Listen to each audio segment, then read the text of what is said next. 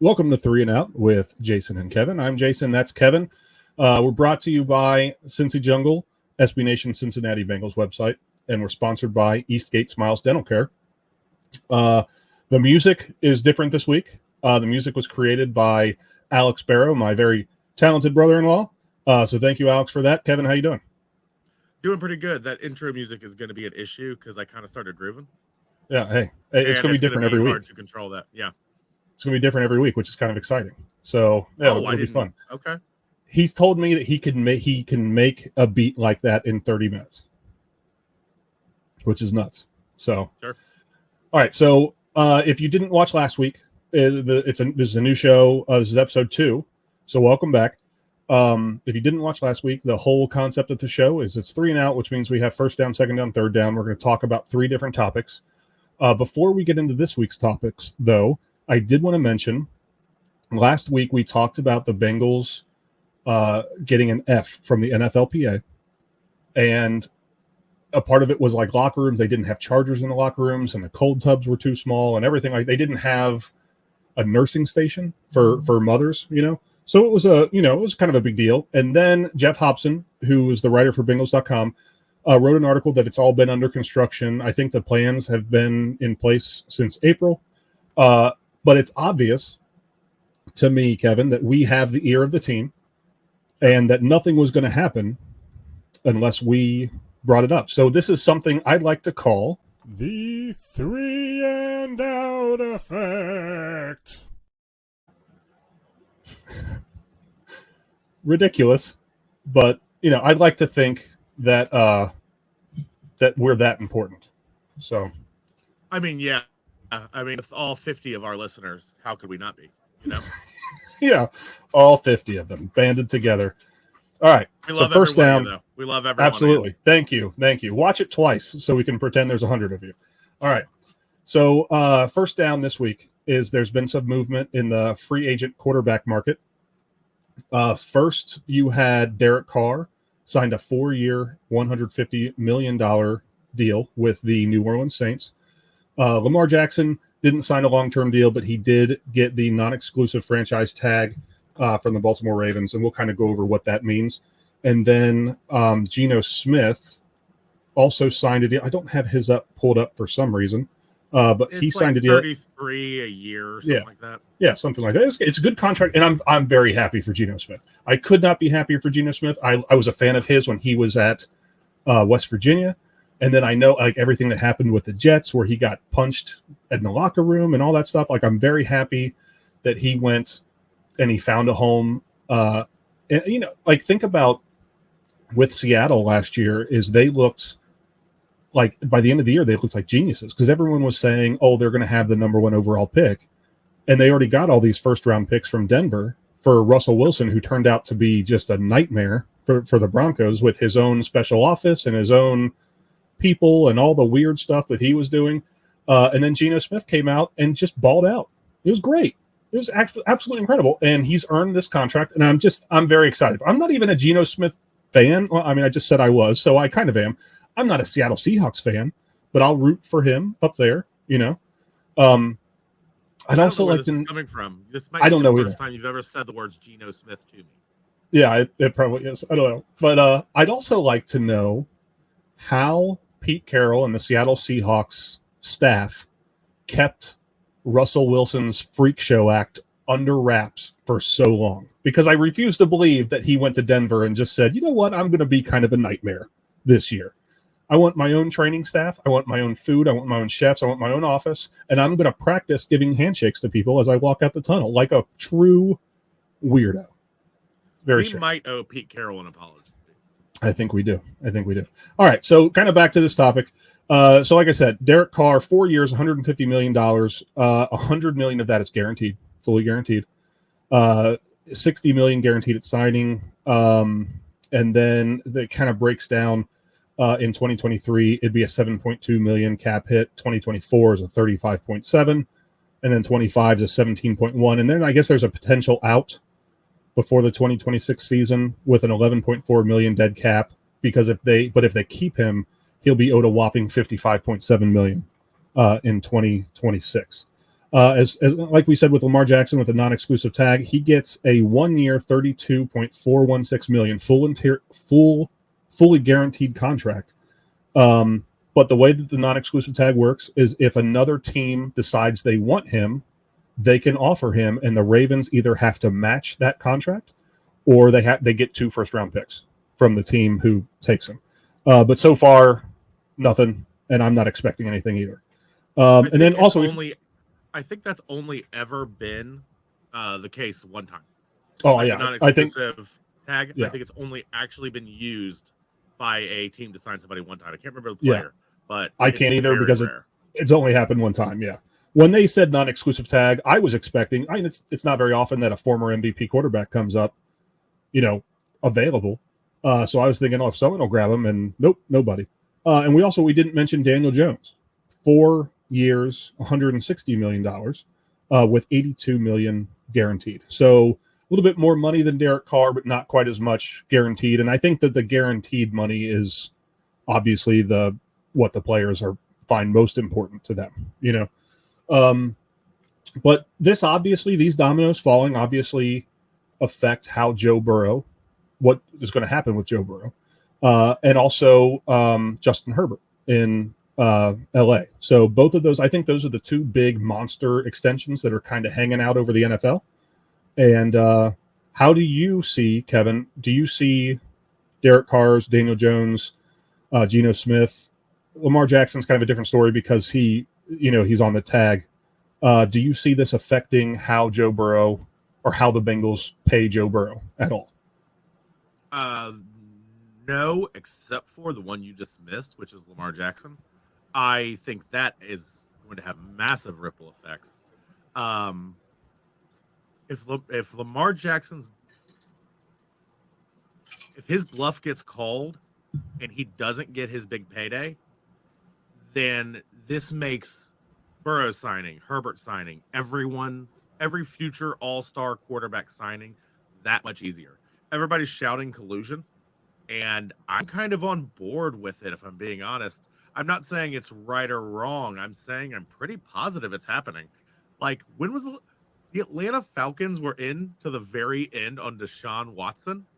Oh, I know. And they announced they were out of the Lamar Jackson conversation 20 minutes later, almost. Yeah, it was ridiculous. It was like, you don't need to make it quite so obvious. You know what I mean? I think they're trying to reset the market. I think they're trying to Browns look like fools. You can call it collusion if you want. I think it probably is. I also am not completely against it. And maybe that's because I'm a Bengals fan and we're never going to be a franchise that's going to have a ton of on-hand money. But the truth is, I do not understand why the Browns of all teams and Deshaun Watson of all players are going to be reset the QB market. That was a freak incident. They're both idiots. It was a move of desperation by a bad team for a quarterback who has some issues. Oh, that's putting it mildly, but I was trying. And it is absolutely time for this collusion. Let's stop this madness. We are not going to let the Browns of all teams decide what the QB market looks like. My God, I never thought I'd be on board with an NFL conspiracy, but if you're all talking behind the scenes, I'm here for it. Good luck. So I think that the Browns signing a quarterback with 33, 35, I don't know how many allegations of sexual assault there are now, but I think signing him and then giving him a fully guaranteed $256 million, is that right? I don't have the numbers right in front of me, so I can't speak to it and be confident that I'm accurate. It averages out to $46 million a year.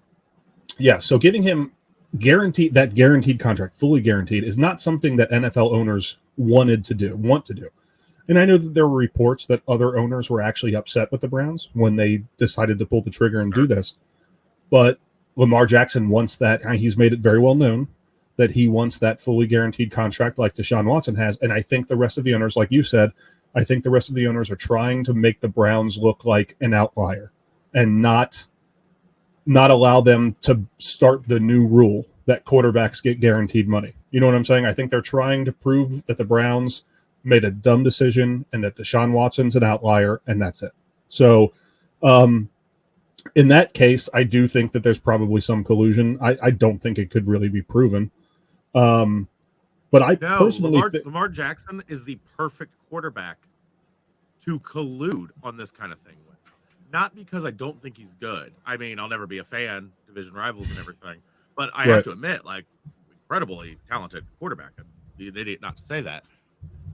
But because of his play style and because of the Ravens' lack of wide receivers and because of everything else, he has just enough red flags that, like, you'd sound like an idiot if you use them to be like, Lamar Jackson's not worth the money. You'd sound like an idiot, but you would at least sound like somebody who wasn't just lying through their teeth. You know what I mean? If you're like, oh, he only averages like 200 something yards a game. He misses games. His playoff record isn't great. Like, this is all true of him. It's all true. Football, Lamar Jackson is still a nightmare on the field. Like, no one wants to go up against him. But, like, it's just enough that you can be like, no, it's not collusion. We're just not interested in that style of quarterback. And they have to take your word on it. Right.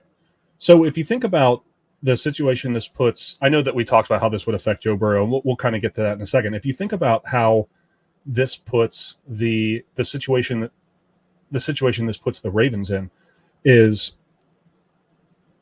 if they call Lamar's bluff, and it appears as of right now they have, they have him for one more year for a ton of money, $32.416 million, still not as much as Deshaun Watson's getting paid, and then probably lose him next year, for a compensatory pick, maybe. I don't know.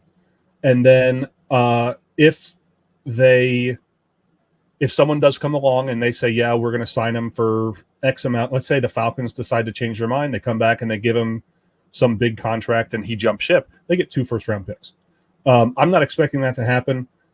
This puts both Jackson and the Ravens kind of in a tough position because it seems to me that this is the last year that he'll be in Baltimore.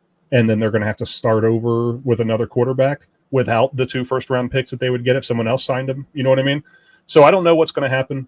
But to the Joe Burrow aspect of this, I think if Lamar Jackson doesn't sign some huge deal, I don't think the Derek Carr contract and the Daniel Jones contract are going to really affect Burrow that much.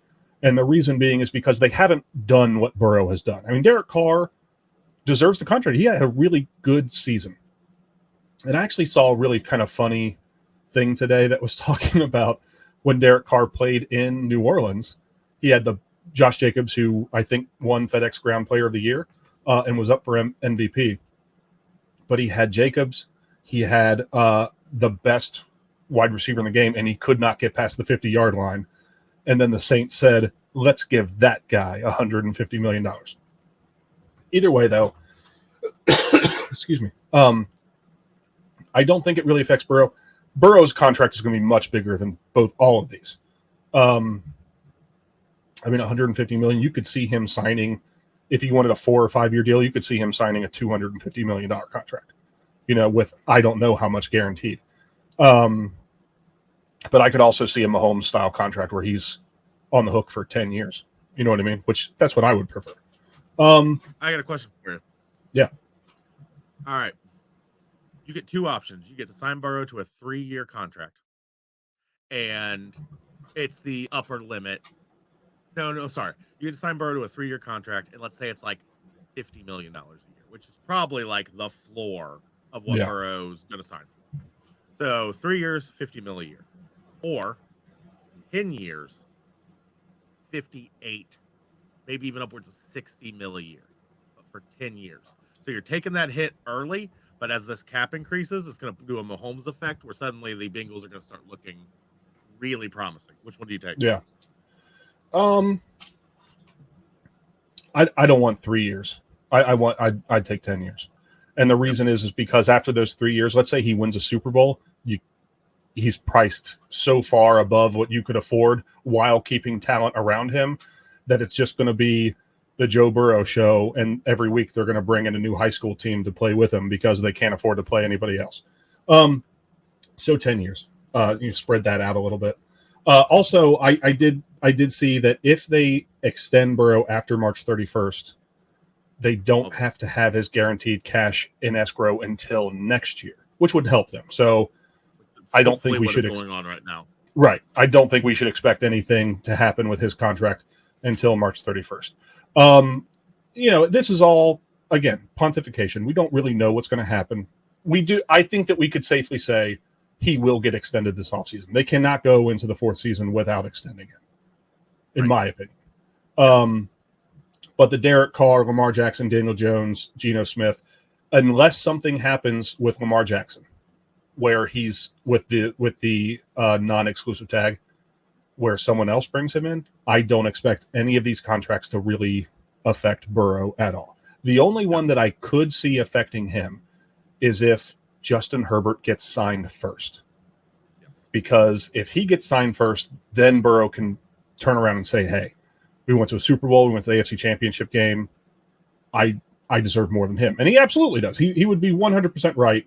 But my guess is that the Chargers are going to do everything they can to wait until Burrow signs his contract and then give Justin Herbert a little bit less.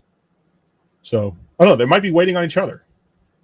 We'll see. Man, can you imagine being Justin Herbert in that scenario? Like having your team literally be like, Burrow signed for this. Yeah. Let's be honest. You're great. Yeah, you're not. You're wrong. You're great. Good. Yeah. We're going to shave $3 million off that, and we're all going to be happy, right?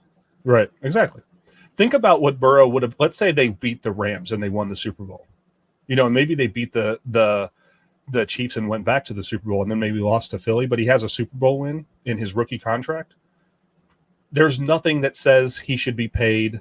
There's nothing at that point that says he should be paid less than Mahomes. You know what I mean? Like he could say, I want Mahomes money plus X. Mahomes doesn't make him that much money these days.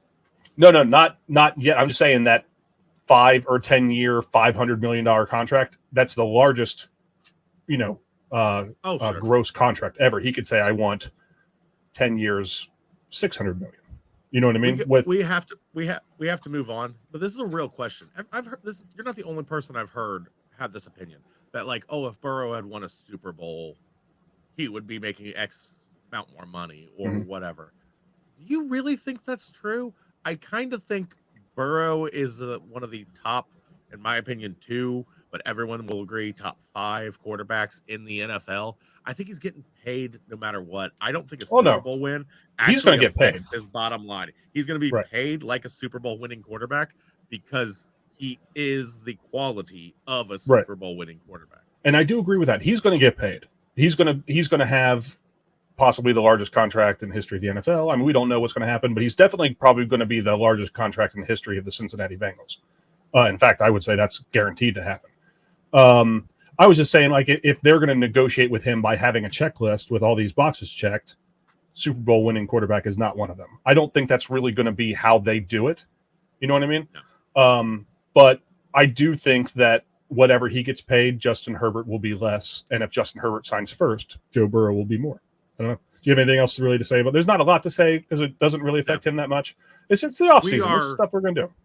We are a Bengals podcast. We have to talk about Joe Burrow at length, no matter what, every other episode, or every episode.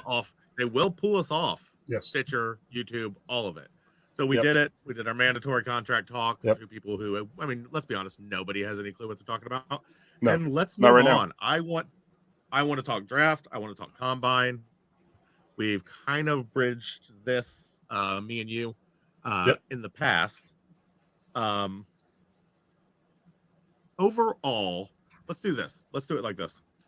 Okay. What do you think by position, rank them, top 3, top 4? What do you think the Bengals are most likely to pick? Give me your most likely or what I think they should do. Most likely. Most likely? Okay. I will say most likely. I'm going to say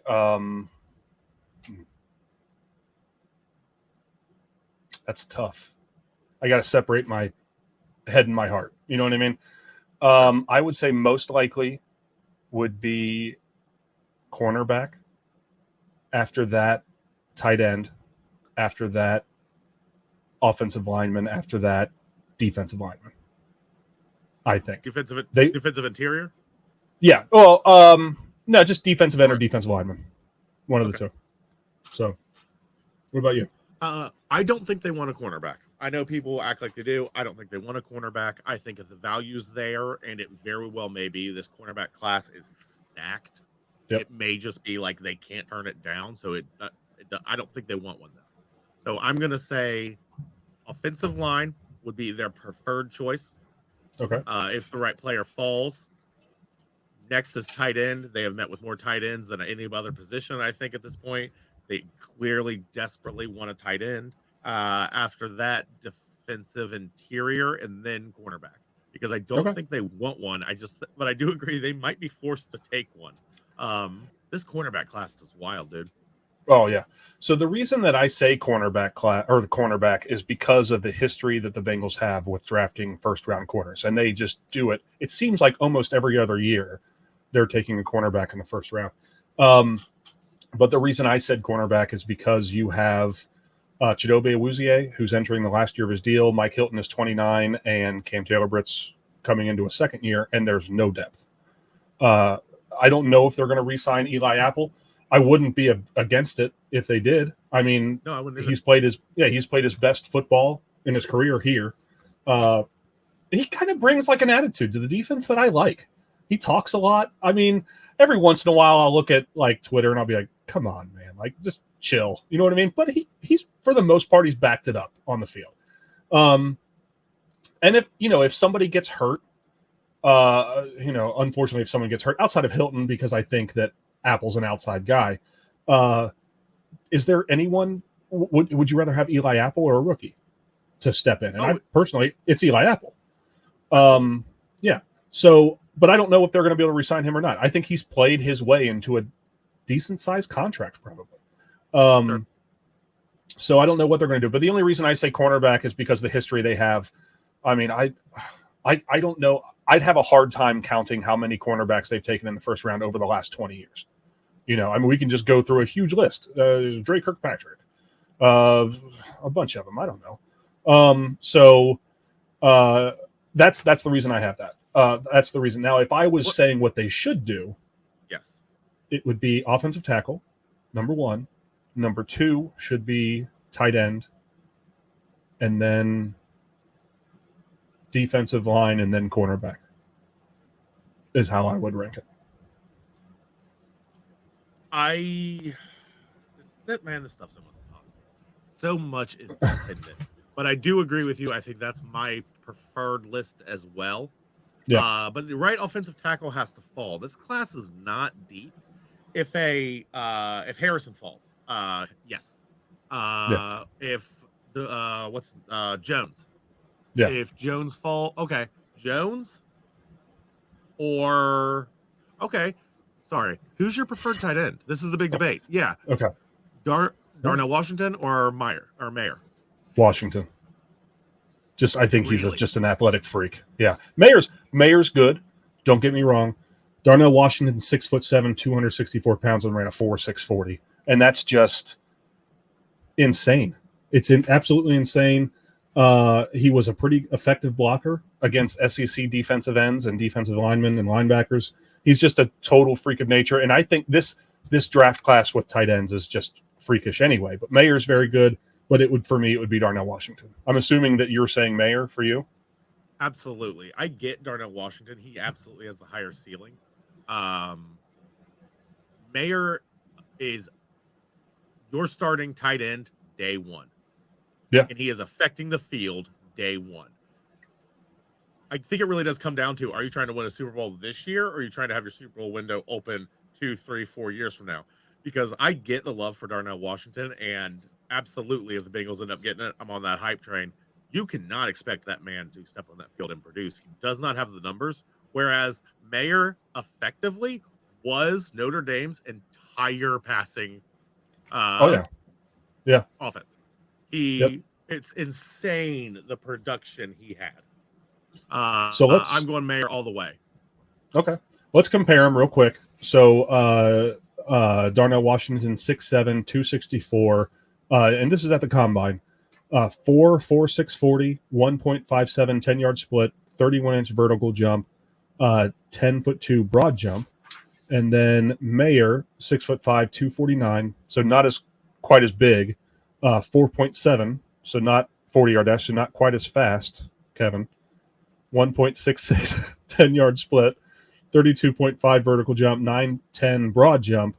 But they both produced well. They're both going to be very good. They did not both produce well. No. I mean, like not a receiving threat. They both tested well at the combine. That's what. They both tested very well. They're both athletically very gifted. They both, I think, have bright futures in the NFL. I don't think there's any, as long as they go to the right place with a good quarterback. You know, any receiver or tight end, there's a lot. Your ability to produce is not solely in your hands. You know what I mean? You have the quarterback to rely on. So if Mayer comes to Cincinnati and then Darnell Washington goes to the Commanders, Darnell Washington's probably not going to have the career that Mayer's going to have. You know what I'm saying? But I think that just Washington's potential from his just freakish athleticism, that's why I prefer him. There's also Dalton Kincaid, I think, is kind of generally considered. He's one of the big three. You know what I mean? He didn't run the 40, but he is 6'4", 246. There's a bunch of other guys that I like that are not going to be in there for the first round. Josh Wiley from UC, I like mainly because he's a UC guy. But he's 6'7", 248, and he ran a 4.69. He's a great athlete. And then there's Zach Kuntz from Old Dominion. There's a few other guys. There's Sam Laporte from Iowa, and Iowa produced. Yeah, and Iowa, obviously, George Kittle and T.J. Hawkinson came out of Iowa, so it's a tight end school. I don't know. If they take one of those two tight ends, I can't be upset about it. And I said Darnell Washington. If they take Michael Mayer, I'm okay. That's fine with me too. You know what I mean? Okay. Real quick. Yeah. We're going to finish this off. Let's say you like Darnell Washington better, so let's go Darnell Washington. Okay. Somehow, Kalijah Cansey, Darnell Washington, and Anton Harrison are all available. I know. Yeah. You got it, right? It's not the fun pick, but I know. you got to go Harrison, right? Like, yep. I'm on the tight end train. I really, really, really want Mayer. And if Mayer is there and it's Jones versus Mayer, I'm torn. I think Jones is a bit more of a project. He's not really the athlete. He's huge, but he might not be a impact day one. So I'm kind of torn on it. If Harrison is there, it's Harrison. Okay, so between now, let's go Cansey and Washington. Who are you picking? Probably Washington. Really? Probably Washington. Yeah, probably Washington. I do want to say DeJuan Jones, just kind of back to him, 6'8", 374, ran a 5.35 40. He didn't participate in any of the short area quickness drills or anything like that. If football doesn't work out for him, he's already under contract with Amazon for the Lord of the Rings show. He's going to play every cave troll that the elves fight. You know what I mean? No, not really. He's massive. He's a massive human being. Yeah. And human beings that big shouldn't run that fast. But yeah, I think Washington there. But obviously you don't agree. I'm torn, man. It's not that I don't agree. It's that I really like Cansey. And I'm wanting a new Geno Atkins. And the comparison is too easy as a Bengals fan. It's too easy to fall into that trap of being like, what if he's Geno? What if he's Geno again? Like, so I'm always going to be torn. I honestly, I don't know, man. Ask me tomorrow and I'll have a different answer because I keep waffling back and forth on this. Sure. I think in that list, it's Harrison, Cansey, and then either of the two tight ends, and I'd be happy. So we do agree that Harrison's on top of the list. Absolutely. No matter what. Okay. I don't think he's going to fall to us, but if he does, absolutely. It wouldn't surprise me if none of the guys that we've mentioned fall to us at all. You know what I mean? Like guys that we haven't talked about, that could fall to us. Who knows? Who knows what's going to happen? None of us know. I'm just excited. I'm excited because it's getting closer. Let's see. As we're recording this, it's Wednesday the 8th. Free agency officially opens, I think, at noon on the 15th, which is a week from today. So less less than a week because it's nighttime right now. So less than a week from today, I'm not expecting the Bengals to make a big splash right away. Though they might. I don't know. We'll see. Who knows? I have no idea what's going to happen. I don't think any of us do. All right. Do you have anything else to say about that one? No, that's it. All right. Let's get to making fun of people at the combine. Well, before we do that, here's a word about Eastgate Smiles Dental Care. Eastgate Smiles Dental Care is a warm and welcoming environment where expertise and customer service come together. As a local business, they love helping their fellow Cincinnatians manage their oral health and achieve a perfect smile. They pair the latest technology with years of experience to give you a smile worth showing off. They are dedicated to quality and convenience and can even perform dental crown procedures the same day in most cases. You like your smile, but they are here to help you love it. They personalize your care and match your needs. Call them today at 513-528-1150 to learn what they can do for your pearly whites. All right, we're back. All right, so the last thing that we were going to talk about is it was kind of a conversation that Kevin and I had been having, and we decided we're going to name this segment. He said, "What? What did he say? What did he say?" So obviously the NFL Combine is a giant job interview, right? And all these athletes, it's kind of a high pressure situation. They don't really, they're kids. They're kids. And they're asked a lot of questions, and their answers could potentially make them or cost them millions of dollars. So what specifically brought this up was C.J. Stroud, the quarterback of the Ohio State Buckeyes, was asked which quarterbacks he looks up to, and I'm actually I want to play the answer. I'm going to play the answer. So here we go.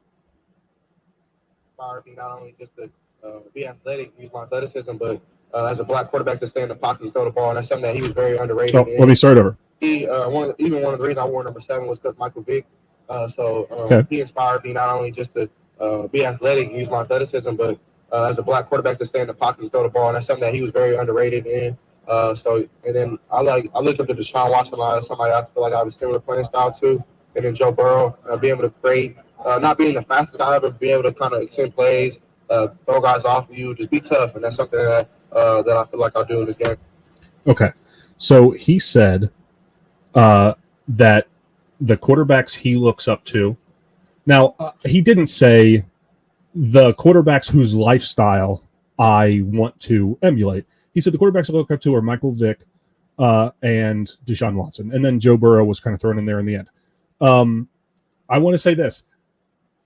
There's got to be other guys that you can mention there. There has to be. I mean, literally any other guys. Almost anybody. If you had said Mike Vick, and don't get me wrong, what Mike Vick did was terrible. I absolutely terrible. It's just far enough removed now. If you had said Mike Vick and Joe Burrow, I would have been like, yeah, okay. But throwing Deshaun Watson in there, why? Say anybody else. It isn't. It's a young kid messing up is what it is. Yeah. Oh, yeah. Intentional. The second one felt intentional. It was like, what are you doing?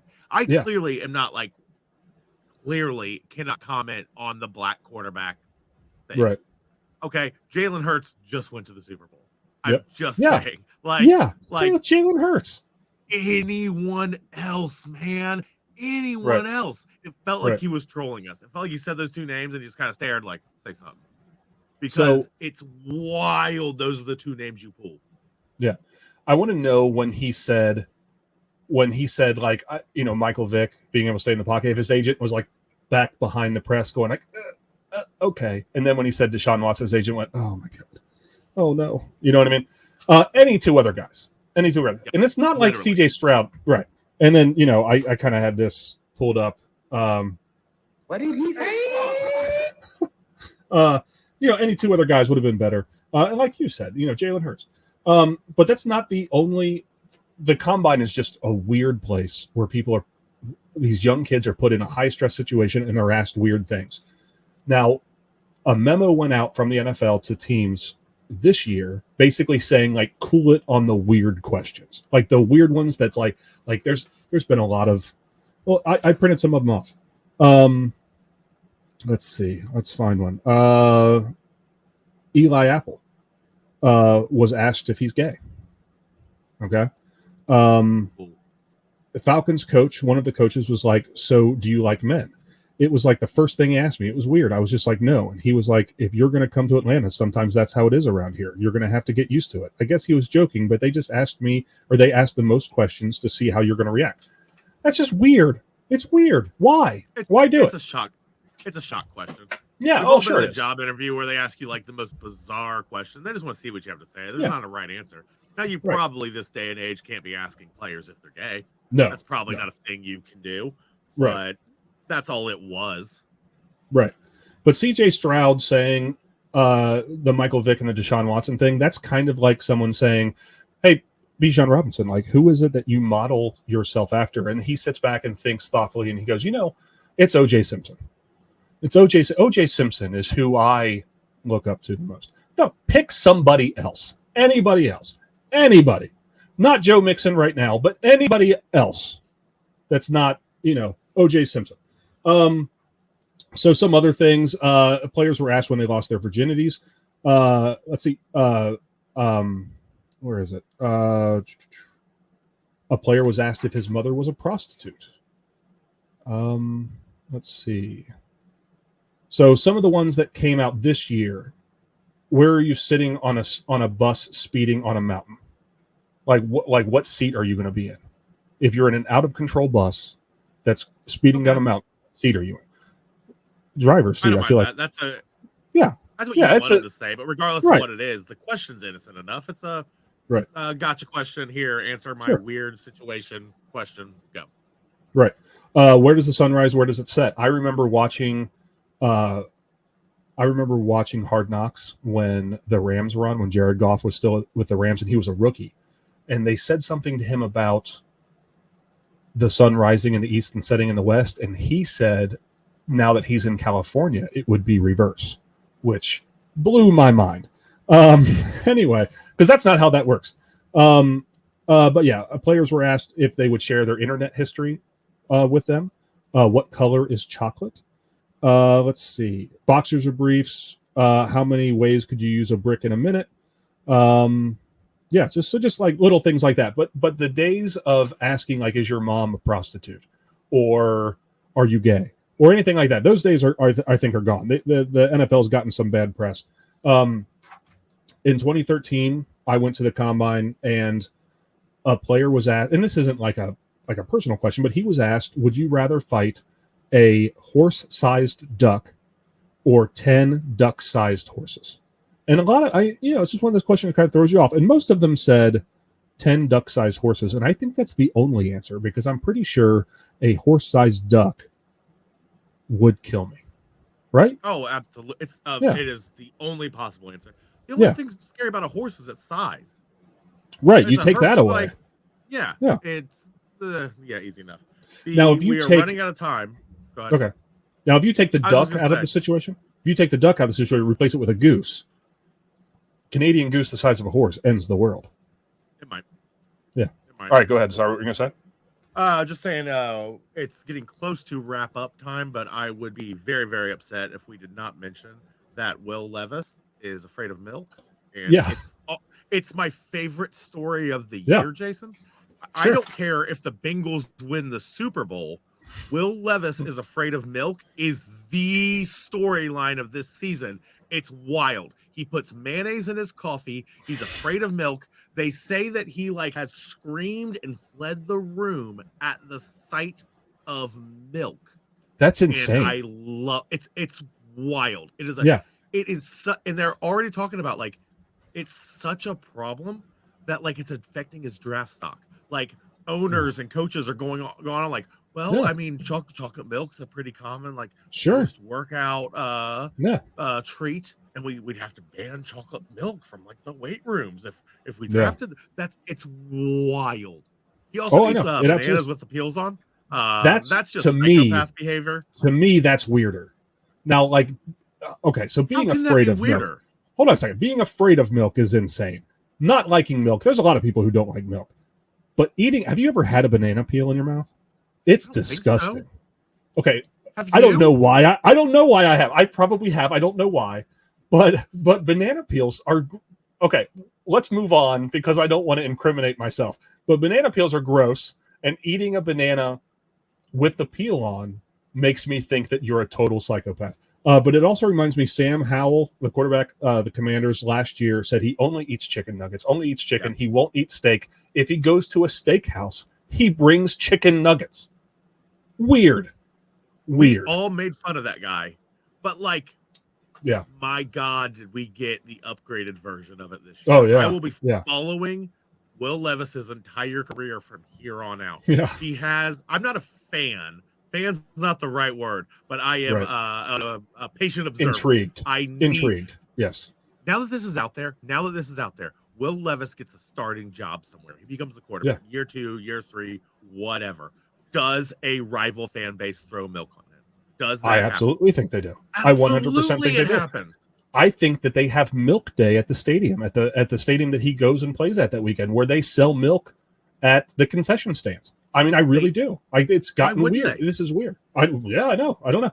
Now, what comes? So last year we had a guy who's afraid of anything but chicken. This year we're a guy who's afraid of milk. Next year we have a guy who's never drank water, nothing but Gatorade. Yeah, I don't know. I don't know what's going to happen. I don't know. Do you have anything else you want to add? No, that's it. I just wanted to make sure to get the milk thing in there. It's very important. Like I said, it's already the story of the season. Following this there is no greater story from here to next offseason. This is the story. In fact, next week it's called Milk with Kevin and Jason. That's it. That's what we're going to talk about. All right, guys.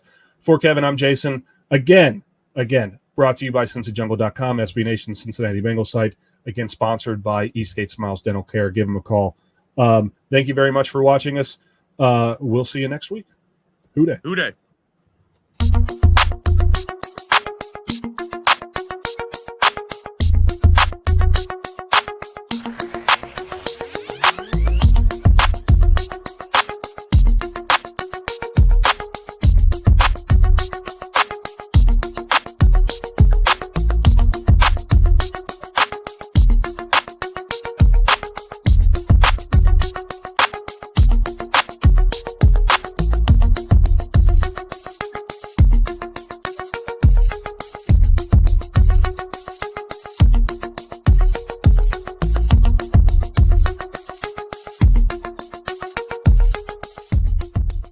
That's great!